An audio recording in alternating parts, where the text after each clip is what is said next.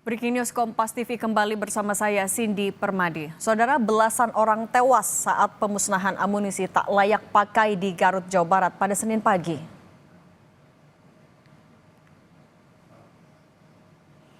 Pemusnahan amunisi tak layak pakai terjadi di Desa Sagara, Cibalong, Garut, Jawa Barat.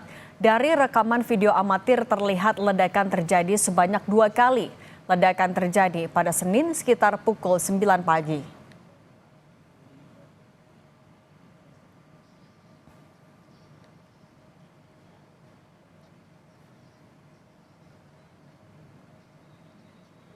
Sebanyak 13 orang meninggal dunia akibat ledakan saat pemusnahan amunisi di Garut, Jawa Barat, Saudara.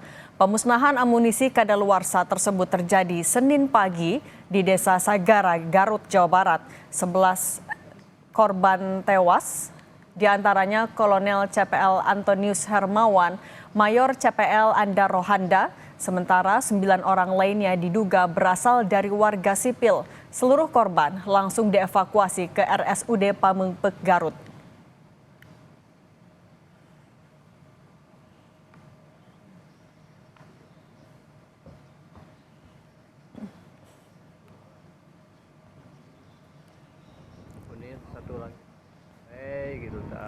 Pemusnahan amunisi kadaluarsa tersebut terjadi Senin pagi di Desa Sagara, Garut. Ke-13 jenazah korban ledakan pemusnahan amunisi langsung dibawa ke RSUD Pamengpeuk, Garut, Jawa Barat untuk proses identifikasi.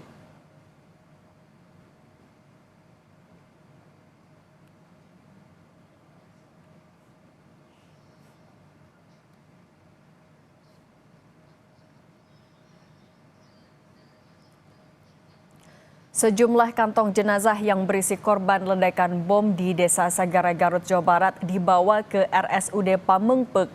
Dari 13 korban, diduga 4 korban tewas merupakan anggota TNI, sementara lainnya merupakan warga sipil.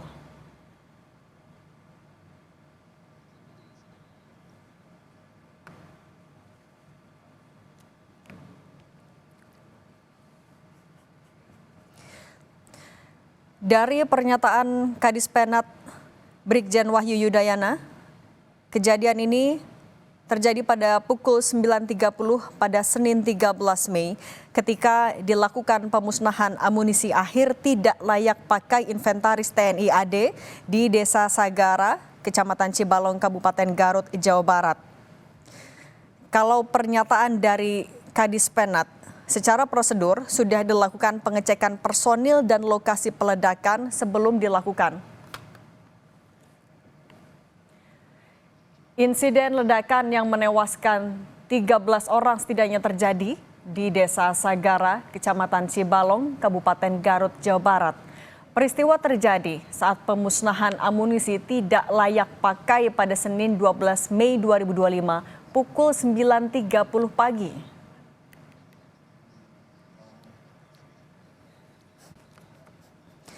Sebanyak 13 orang tewas, 4 diantaranya merupakan prajurit TNI dan 9 lainnya merupakan warga sipil. Kembali ke pernyataan dari Kadis Penat dalam press conference-nya tadi, tim penyusun amunisi pemusnahan menyiapkan 2 lubang sumur untuk pemusnahan amunisi yang sudah kadaluarsa atau tidak layak pakai. Kemudian ketika sudah dilakukan, dipastikan aman, dilakukan peledakan di 2 sumur yang sudah diisi dengan amunisi akhir untuk dihancurkan. 2 peledakan pertama berjalan sempurna dan aman. Kemudian di luar 2 sumur yang sudah diisi dan diledakkan tadi, disiapkan ada 1 lubang lagi untuk menghancurkan detonator yang digunakan dalam penghancuran 2 sumur sebelumnya. Namun ketika penyusunan amunisi mengisi lubang itu dengan detonator, di lubang itu terjadi ledakan yang kemudian menyebabkan 13 orang meninggal dunia. 4 di antaranya merupakan prajurit TNI dan 9 lainnya merupakan warga sipil. Seluruh jenazah sudah dievakuasi ke Rumah Sakit Umum Daerah Pamengpeuk yang informasinya tidak begitu jauh dari lokasi. Sekitar 6 km, ke-13 jenazah ini tengah dilakukan identifikasi. Sementara untuk korban luka, kami masih konfirmasi termasuk ke Rumah Sakit Umum Daerah Pamengpeuk yang berada di Garut, Jawa Barat. Evakuasi langsung dilakukan menggunakan ambulans dari lokasi yang berada di Desa Sagara, Kecamatan Cibalong, Kabupaten Garut, Jawa Barat menuju RSUD Pamengpeuk yang jaraknya sekitar 6 km. Kalau tadi pernyataan dari Direktur Utama RSUD Pamengpeuk menyatakan kalau 13 jenazah ini ada yang langsung dibawa ke kamar jenazah, ada pula yang melalui IGD. Kami masih konfirmasi apakah ada korban lain, korban luka yang dirawat, ataupun juga masih ada korban lain yang masih memerlukan perawatan intensif akibat ledakan saat pemusnahan amunisi. TNI tengah melakukan sterilisasi di lokasi yang merupakan lahan milik BKSDA. Lahan ini menurut TNI memang kerap menjadi lokasi pemusnahan amunisi tidak layak pakai atau yang sudah kadaluarsa. Investigasi menyeluruh dilakukan untuk mengecek, menelisik apakah SOP sudah dilakukan secara sempurna atau belum karena 9 orang dari 13 orang yang tewas merupakan warga sipil.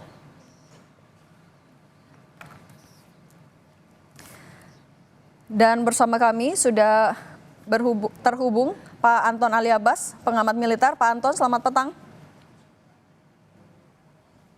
Pak Anton, bisa dengar suara studio? Dengar, jelas. Suara saya jelas ya? Jelas. Bersama Cindy, Pak Anton. Pak Anton, apa yang bisa Anda cermati ketika proses pemusnahan amunisi bisa menyebabkan 9 orang sipil tewas? Ya, pertama saya tentu ikut berduka cita yang mendalam dan prihatin atas insiden ini. Tentu saja insiden ini semestinya tidak perlu terjadi. Itu satu, gitu. Yang kedua, memang kalau misalnya dilihat sepintas dari lokasi ya, lokasinya sudah ada jarak aman. Sebenarnya kalau kita bicara secara umum bahwa TNI dan Kementerian Pertahanan dalam hal ini itu sudah mempunyai panduan yang cukup rigid terkait bagaimana pengelolaan amunisi. Dan itu sampai ke level tingkatan tiap matra, baik kita angkatan darat, laut, udara. Mereka sudah punya aturan main. Misalnya jenisnya bahan apa, lalu berapa jumlahnya, maka berapa radius yang harus diamankan. Dan sebenarnya sudah ada. Tentu saja ketika ada insiden ini yang kemudian menjadi tanda tanya saya. Gitu. Kenapa kok bisa ada jatuhnya korban jiwa? Gitu. Jadi itu yang kemudian kalau tadi saya mencoba mencermati bagaimana pandangan dari TNI dalam hal ini Kapus Pen TNI sudah mencoba menjelaskan mereka akan melakukan tim investigasi dan lain-lain. Saya pikir itu memang perlu untuk dilakukan, itu satu. Yang kedua memang ada baiknya kemudian SOP-nya itu harus ditinjau ulang karena bagaimanapun juga ketika ada perwira aktif juga ikut jatuh jadi korban gitu misalnya, artinya tentu saja ini mensiratkan ada problem yang memang harus diantisipasi ke depan sehingga kemudian kejadian ini tidak berulang lagi gitu. Jadi karena SOP-nya sudah rigid, tapi ketika kita bicara tentang implementasi misalnya itu tentu saja jangan-jangan ada dinamika di lapangan. Ya tadi ada warga kayak saya ada korban misalnya itu saya pikir korbannya sudah paham sekali bagaimana pengelolaan disposal sebuah amunisi gitu. Tapi jadi ada kejadian ini itu yang membuat saya prihatin kemudian ada apa gitu ya. Jadi memang tim investigasi yang dilakukan oleh TNI itu menjadi penting. Jadi tidak hanya sekedar kejadian tapi juga ikut melakukan evaluasi terkait SOP. Gitu ya, SOP-nya seperti apa. Karena bagi saya semestinya jatuhnya korban jiwa ini semestinya bisa dihindari gitu. Jadi terkait ya namanya warga sipil terkadang memang merasa ingin buru-buru ya tadi ini ada nilai ekonomis dan lain-lain tapi kan ada sensitivitas ketika kita bicara bahan peledak yang ini amunisi ada kaliber besar dan kaliber kecil misalnya ini campuran ketika itu diledakkan itu kan biasanya itu ditanam lalu diledakkan gitu. Jadi kan itu sebenarnya ada sensitivitas, apakah semuanya sudah meledak atau belum gitu dan lain-lain. Ada butuh berapa waktu lama dan siapa yang melakukan clearance dan lain-lain. Nah ini kan memang semestinya harus dicermati. Jadi itu yang saya pikir penting nanti ke depannya tim investigasi tidak hanya sekedar mencari tahu bagaimana terjadi di lapangan, tapi juga SOP, Juklak, Juknis terkait pemusnahan amunisi dan juga bahan peledak yang sudah kadaluarsa maupun rusak. Ini penting untuk kemudian ditinjau ulang. Itu, Mbak. Nah, Pak Anton, tapi kalau panduannya, ini kan artinya ketika proses pemusnahan itu masih berlangsung, ada warga sipil yang sudah ada di dalam. Seharusnya seperti apa? Sesteril apa seharusnya pemusnahan amunisi itu berlangsung?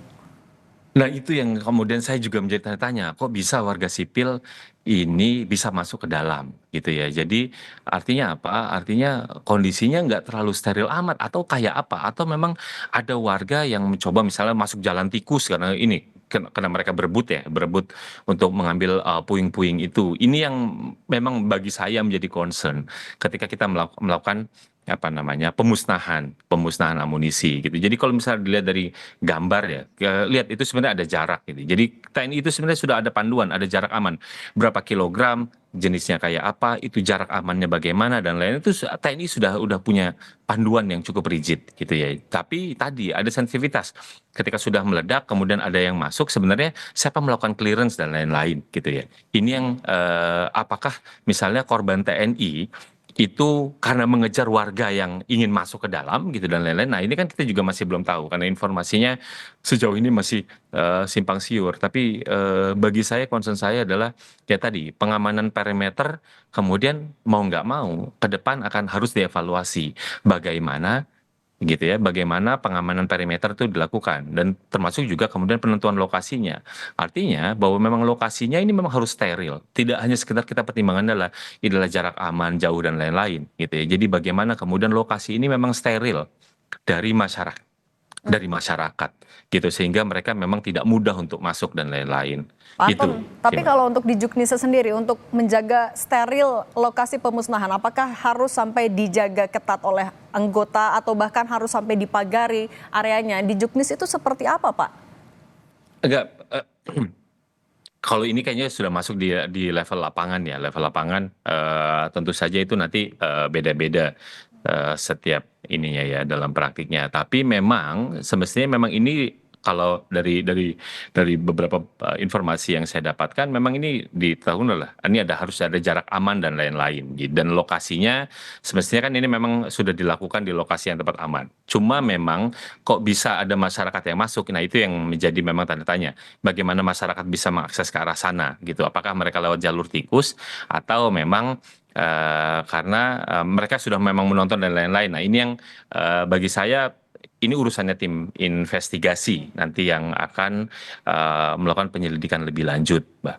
Gitu. Nah, Jadi memang kalau dari sisi panduan segala rupa di atas kertas itu sudah aman dan kalau misalnya memang itu dilakukan, bagi saya sih itu sudah cukup mitigasi. Tapi lagi-lagi ketika kita bicara tentang praktik di lapangan kan tentu dinamikanya berbeda-beda gitu. baik. Walaupun misalnya dari sisi TNI mereka sangat berpengalaman dalam melakukan disposal ini. Tapi lagi-lagi ketika kita menghadapi masyarakat yang memang punya concern terhadap ada nilai ekonomis dan lain-lain, ini kan juga makanya saya bilang ada dinamika di lapangan yang memang ternyata butuh juga mendapatkan perhatian lebih gitu. Jadi bagaimana kemudian baik itu melakukan sosialisasi, lalu juga meminta pengertian dari masyarakat untuk tidak buru-buru masuk dan lain-lain. Nah ini yang bagi saya ke depan itu juga untuk penting aspek ini untuk juga dikembangkan dan diperkuat. Ini dugaan awal saya seperti itu, Mbak. Pak Anton, tapi mungkin bisa dibantu jelaskan juga kepada publik, sebenarnya serawan apa amunisi yang sudah kadaluarsa ini? Ya, kalau ditanya serawan apa, kalau misalnya kita bicara tentang kadaluarsa itu kadang-kadang mereka jadi di TNI itu kan ada kriterianya ya, ada kriterianya mulai dari jenisnya sampai di tingkat rusaknya kayak apa.